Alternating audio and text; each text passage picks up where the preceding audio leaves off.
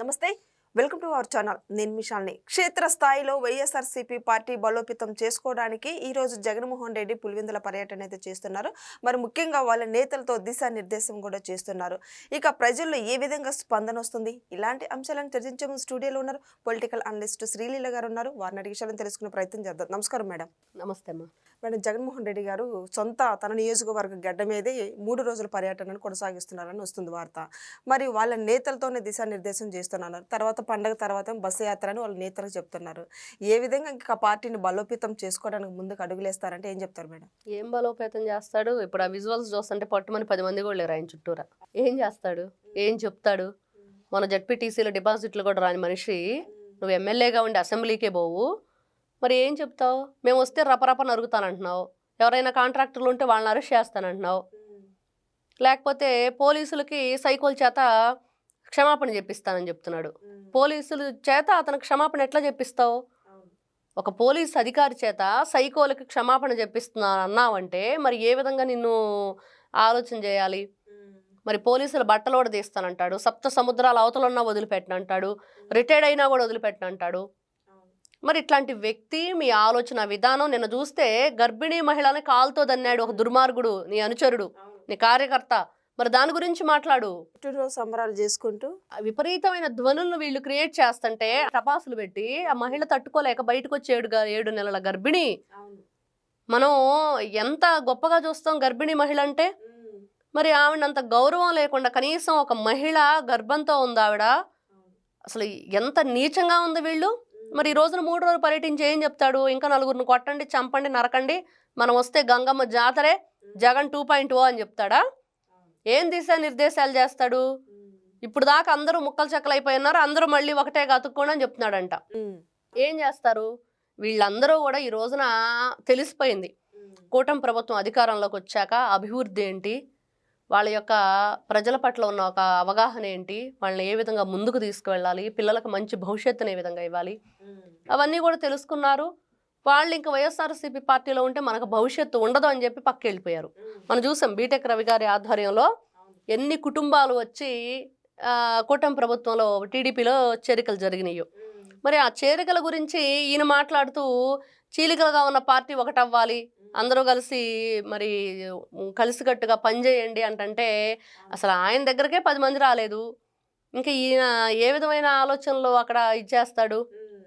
ఎక్కడ ఎప్పుడు వీళ్ళు అధికారంలో వచ్చినప్పటి దగ్గర నుండి నియోజకవర్గ ప్రజలను పట్టించుకోకుండా ఈరోజు కొత్తగా ఏం చెప్దామని జగన్మోహన్ రెడ్డి వచ్చాడు. ఈ రోజు కూటమి ప్రభుత్వం మీద వ్యతిరేకంగా తీసుకొచ్చి ప్రజల్లో మనం దిశానిర్దేశం చెయ్యాలి, మాట్లాడాలి, గ్రూపులుగా కాకుండా కలిసికట్టుగా పనిచేయాలి, ప్రజల్లోకి వెళ్దామని జగన్మోహన్ రెడ్డి వ్యాఖ్యలు. ఇప్పుడు ఆయన బాధ ఏంటంటే డిపాజిట్లు కూడా రాలేదు జడ్పీటీసీలో, ఆ తర్వాత విపరీతంగా తెలుగుదేశం పార్టీలోకి వెళ్ళిపోతున్నారు, లేకపోతే జనసేనలోకి వెళ్ళిపోతున్నారు. వీళ్ళందరినీ వెళ్ళనివ్వకుండా చేయాలంటే కనీసం నేను స్వయంగా రంగంలో దిగి దయచేసి అందరూ కూడా కలిసికట్టుగా పనిచేయండి అని చెప్తే వింటారేమో అని చెప్పి చూస్తున్నాడు. నీ ఇంట్లోనే కలిసికట్టుగా లేరు, నువ్వు ఊరికి ఏం చెప్తావు, నీ నియోజకవర్గానికి ఏం చెప్తావు, నీ జిల్లాకి ఏం చెప్తావు? ఆయన ఇంట్లోనే లేరు కదా. ఇప్పుడు ఐకమత్యమే మహాబలం అని నువ్వు చెప్పాలంటే నీ ఇంట్లో నీ చెల్లిని తల్లిని తెచ్చి ఇంట్లో పెట్టుకో.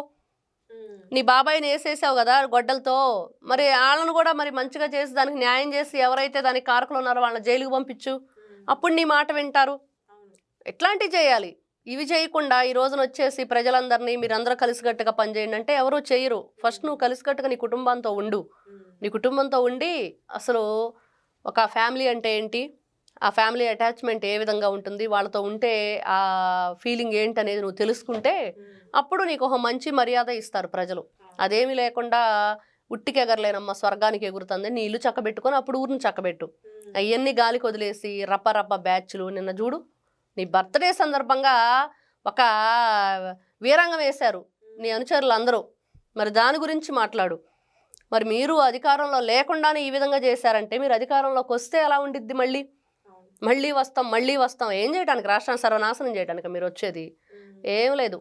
మట్టి కొట్టేస్తారు జనాలను వాళ్ళలో వీళ్ళు వస్తే. మళ్ళీ ఇప్పుడు వైసీపీ పులివెందుల ఎమ్మెల్యేగా ఉన్న జగన్మోహన్ రెడ్డిని ప్రజల్లో గురించి తెలుసుకోవట్లేదు, ఇప్పటి వరకు ప్రజల్లోకి రాలేదు. ఇక మాకు వద్దానని మొన్నటి వరకు కూడా ప్రజల నుంచి వచ్చిన స్పందన ఇది. మరి ఈ రోజున జగన్మోహన్ రెడ్డి పులివెందులకు వెళ్ళి మరి ప్రజలు ఏ విధంగా స్పందిస్తారు? అందుకని ఎవరు రాలేదుగా. ఇప్పుడు కూడా వాళ్ళ స్పందన అదే. అరే బాబు నువ్వు వద్దు, అసెంబ్లీకి వెళ్ళవు, ఏం మాట్లాడాలో తెలియదు, ఏం మాట్లాడతావో కూడా అర్థం కాదు, మరి అలాంటిది నువ్వు ఈ రోజున వచ్చేసి ఏం స్పందిస్తారు? ఏ స్పందన ఉండదు. ఈ రోజున పట్టుమని 10 మంది లేరు ఆయన చుట్టూతా, ఏం మాట్లాడాలి? ఏ విధంగా మరి ప్రజల్ని ఇది చేసుకోవాలంటే మళ్ళీ ఎడం చేతులు పెట్టడం, ముద్దులు పెట్టడం, తల నిమ్మరటం, మళ్ళీ నేను వస్తాను అని చెప్తాడు. వస్తే ఏం చేస్తావు అంటే మా ప్రాణాలు తీస్తావు, మమ్మల్ని ఎట్ట నిలువున ముంచేస్తావు, తడి గుడ్డతో గొంతులు కోసేస్తావు, మేక తలకాయలు నరికినట్టు నరికేస్తామని మీరే చెప్తున్నారు కదా, గంగమ్మ జాతరేనని పొట్టేలు తల నరికినట్టు నరికేస్తాం అంటున్నారు కదా. మరి అలాంటిది నువ్వేం మెసేజ్ ఇస్తావు? ఫస్ట్ దీనికి ఆన్సర్ చేయి. షర్మిలాకి న్యాయం చేయి, విజయలక్ష్మికి న్యాయం చేయి, సునీతారెడ్డికి న్యాయం చేయి, సౌభాగ్యమ్మ 7 ఎకరాల పొలం కొట్టేసిన వాళ్ళు ఎవరో ఆవిడకి న్యాయం చేయి. అప్పుడు కదా నువ్వేంటో తెలిసిద్ది. ఈ రోజున నీ మీద చాలా కేసులు ఉన్నాయి, ఆరోపణలు ఉన్నాయి, మరి ఎన్నో అవినీతి పనులు చేసి దాంట్లో ఎంతమందో ఈ రోజున జైలు పాలై మగ్గిపోతున్నారు బెయిల్ రాకుండా. వీళ్ళంతా కస్టడీలో ఉంటున్నారు, వాళ్ళ మీద ఎన్ని విధాలుగా ఈ రోజున ఆరోపణలు, అపనిందలు, అవహేళన ఎన్నిటికి గురవుతున్నారు. మరి వాళ్ళ ఫ్యామిలీ ఏ విధంగా సఫర్ అవుతుంది అదంతా వదిలేసి జగన్మోహన్ రెడ్డి గారు నియోజకవర్గంలో ప్రజల గురించి మాట్లాడతాను, వాళ్ళ ప్రజలందరినీ కూడా గ్రూపులుగా విడిపోకుండా మీరందరూ కలిసికట్టుగా పనిచేయండి అంటే నువ్వే నీ దగ్గర కలుపుకొలుతనం లేదు, నీ దగ్గర ఒక మంచితనం లేదు, ఒక మర్యాద లేదు. ఎవరిని పడితే నీ తండ్రి వయసున్న నారా చంద్రబాబు నాయుడు గారి గురించి నువ్వే విధంగా మాట్లాడతావు? మరి ఇట్లాంటి మనిషిని కులాల పేరుతో రెచ్చగొట్టడం, మతాల పేరుతో రెచ్చగొట్టడం, పాస్టర్ ప్రవీణ్ మరణాన్ని నువ్వు ఏ విధంగా చేసావు? మరి తర్వాత కాపు సామాజిక వర్గానికి చెందిన వ్యక్తుల చేత అదే సామాజిక వర్గానికి చెందిన పవన్ కళ్యాణ్ గారిని ఏ విధంగా తిట్టిస్తున్నావు? మరి ఇట్లాంటివన్నీ కూడా నీ సాక్షి ఛానల్లో ఏం రాస్తున్నారు? బాబాయిని చంపింది ఎవరు, గొడ్డలు పెట్టి నీ ఫోటో వేసింది ఎవరు సాక్షిలో? మరి ఇన్ని రకాలు ఉన్నాయి. జగన్మోహన్ రెడ్డి గారు ఆన్సర్ చేయాల్సినవి చాలా ఉన్నాయి. వాటన్నిటికీ నువ్వు ఆన్సర్ చేస్తే అప్పుడు ప్రజలు నీ వైపు ఉండాలా లేకపోతే ఎటువైపు ఉండాలనేది వాళ్ళు నిర్ణయం ఆల్రెడీ తీసేసుకున్నారు. మళ్ళీ ఈ రోజున నీలో మార్పు వచ్చిద్దంటే అది రావట్లేదు. రాకపోగా మళ్ళీ నువ్వు వస్తే నరికేస్తావంటే ఇంకా 11 కూడా రావు, ఇంకా కోడిగుడ్డు మంత్రి కూడా నిన్న ఏదో మాట్లాడుతున్నాడు. నిన్న కోడిగుడ్డు మంత్రి వచ్చి కేసీఆర్ మాటల్ని సమర్థిస్తున్నాడు. ఆయన అసలు అబద్ధాలే చెప్పడు, చాలా నిజాలు చెప్తాడు. కేసీఆర్ మాట్లాడిన మాటలన్నీ నిజాలని, కోడిగుడ్డేం కాదు నిజాలంట.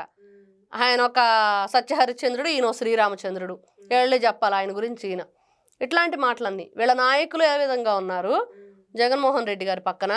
మరి జగన్మోహన్ రెడ్డి గారి ఆలోచన విధానం ఏ విధంగా ఉందంటే ఇట్లాంటి 3 రోజుల పర్యటన కాదు 30 రోజుల పర్యటన చేసినా ఏం ఉపయోగం లేదు పులివెందుల్లో. ఇది మాత్రం వాస్తవం. Thank you madam. నమస్తే అమ్మ.